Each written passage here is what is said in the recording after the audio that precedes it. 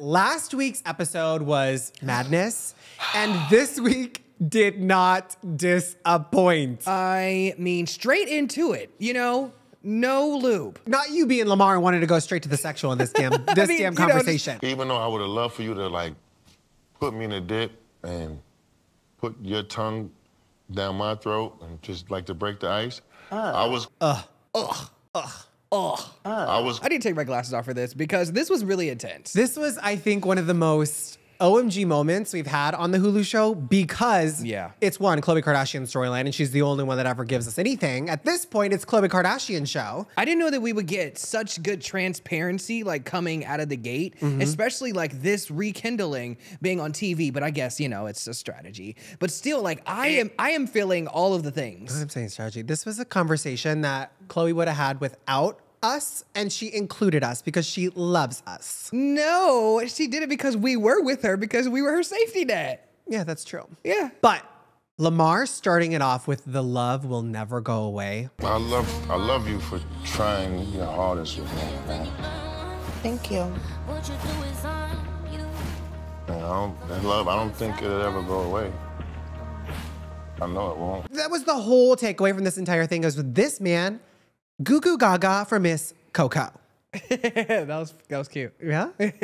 One of the things that I was kind of shocked at him telling Khloé was that he feels like he lied to God's face because he takes marriage so serious. Like, I'm a very spiritual person, you know, so like when you marry somebody, you get married in front of God, right?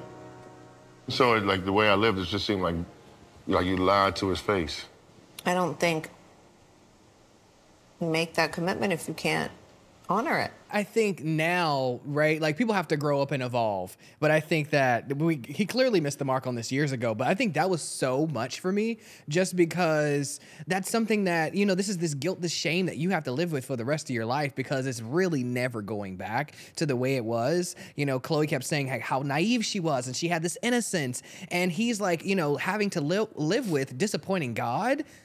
Well, I feel like he was using that as a strategy to make Khloé feel bad. No. I think so, because you don't marry someone and then just expect, oh, I wish I really would have took it serious, and blame that on religion of a situation where it's like, you were just a terrible husband. Yeah. And that was that. Well, he was a terrible husband, but I think that once you're out of something, you can have a reflective perspective and you're just like, wow, I really effed up.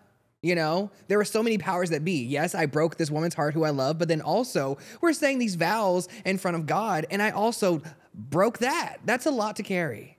It is, and I think at least his openness and his candid about how he feels about the situation, if the episode wasn't so heavy on his clear obsession with Khloé and wanting to get back with her. Yeah. But because he even said it, and this is probably one of my favorite little moments, because he whispers, because you're worth it. Because you're worth it.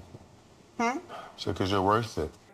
Get L'Oreal a check, because that is their tagline, because you're worth it. Where's Kendall Jenner when we need her? That's a campaign right there. Put Lamar in the next L'Oreal campaign. Okay, you're getting Lamar paid. He needs it. Yeah, he does. These men, when it comes to Khloé, fuck up, and then they just expect, whoops. Like, you can't just say whoops. And the issue I have with it is, more so when he brings up Kris Jenner. Like, I would talk about like seeing Kris, like I don't even know if I can even look Kris in the face. Why not? It's your mother. He's very remorseful, you know, but I think that, I don't know. I think that people are humans and you make mistakes and then you realize that, you know, I should have went about this a different way. I mean, the clarity is there finally now. And also, I think that when you go out in the world and you date this one or you sleep with a brothel person or persons, you know, and then you can take yourself out of it and you're like, wow, I had a good thing that I didn't know I had. Have you ever had an ex come back and you're just like, he's like, oh, you know, I dropped the ball? No. Oh, sorry. No one loves me. Oh, I love you. I'm waiting for my Khloé. Stop. And Khloé needs to wait for her Khloé. And I'm glad she's in that situation, in that predicament right now.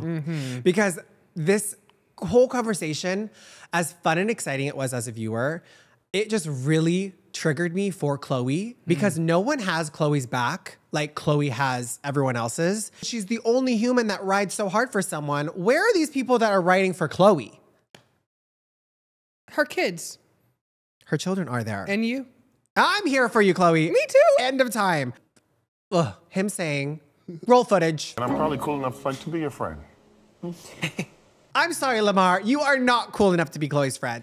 Archie is cool enough to be Khloé's friend. I am cool enough to be Khloé's friend. The person watching this video at home is cool enough to be Khloé's friend.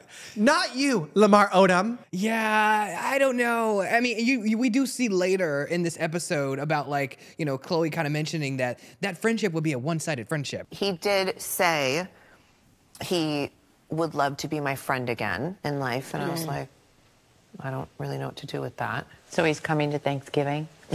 No. It's not beneficial for her. You know what I mean? So I get it. No friendship for him. The way she asked Lamar if, do you want to FaceTime my mom? Want to call my mom? Yeah. I literally think that's Khloé just being a cool chick how she is. And she's like, you know what? I'll give you this one call because you probably won't really ever talk to her again. She felt bad for the guy a little bit. Kim, that was what she said about Humpty Dumpty. I felt bad for the guy. You don't think I felt bad? I flew all these people out. I have all these friends. I felt bad for the guy. I felt bad for the guy. Literally. And this is when it switched in my eyes for how Lamar was handling the situation. I think once he got the green light that Chris was cool with him, he was like, this is my moment. I have to really try my best. He amped up. He did. I'm gonna tell her I need a manager. Don't. Why not? Just say hi. No, that. That's like, Just be quiet. She gets me. She's a Scorpio. Started talking about what happened, and it was not really what happened. He started, you know, really calling her bae. Because you guys are dangerous. You guys don't call me babe, first of all. It doesn't play with me. Babe? I don't even know you. Yo, whoa. He was going in. Yeah. And here's where I have an issue with Malika, but I also want to thank Malika for pushing Khloé's button enough for her to kind of bring Khloé money back. Oh, you guys like Chloe. figuring out your like friend names? Yeah. No, he just called me babe. I'm like, you call me babe? I don't know you. I said, last time I saw you couldn't speak, and he didn't like that comment. He's readjusting. Yeah, it was harsh. It's not harsh, it's the truth. But it's like I'm like. The truth hurts, but let me tell you, Yeah, it what- hurts one time. what- A lie hurts 7,000 times. Yeah. But if I tell you the truth one time, you can't call me that because you couldn't speak. Whose fault is that? His fault he couldn't speak because he decided to do naughty things somewhere he shouldn't have done it. So here's the thing, right? I'm a Malika fan. I love everybody here involved, but I think that, you know, I think you're right.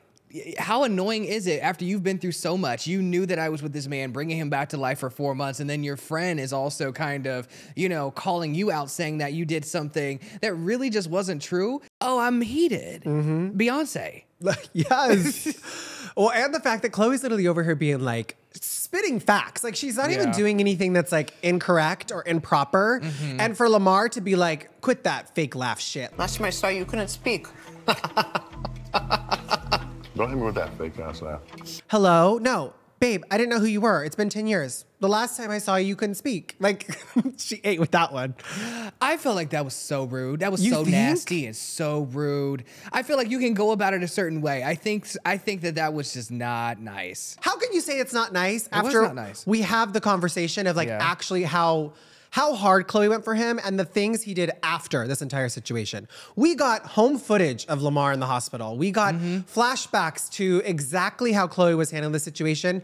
She canceled the divorce to be there for her husband. Sure. And the bombs she dropped this episode, Lamar should be kissing her feet. But you don't think that since she brought him back into this era of, you know, television to have this conversation, that it was not a little bit like, let me place, you know, cameras and pigeonhole this situation to actually look at the downfall of this guy and like kind of like pop my shit in a way? No, because if that was the case, Lamar wouldn't be on Celebrity Big Brother begging for Khloé to talk to him and starting a podcast with Caitlyn Jenner, Keeping Up with Sports. Oh. You're desperate. The brothel updates, Yeah, it was a lot for me. too much for me to handle. Yeah, And the it's a fact lot. that Lamar is still over here with this story, and that is his truth, Yeah, and that it is is. what he believes happens, and he has the floor to say whatever he wants to say. All And I didn't right. even take to the club, to that brothel that day. Are you okay? I'm beautiful. You have no idea what happened that day. Thank God. But where I get annoyed was with Khloé Kardashian already gets dragged for her fingers online. Her long ass nails. And here Her comes alien Lamar. hands. I'm bleeping that. And here comes Lamar talking about how all I know is you wipe my ass. No, he didn't say that. Yeah, he says you wipe No, my he ass. said, no, he didn't. He said, I don't remember, but if I can do anything for myself, like you were wiping my ass. Yeah, he said that after. She wiped my ass. I don't really remember her literally wiping my ass, but You just I know know that I couldn't wipe myself. So I know that. Who else was doing it?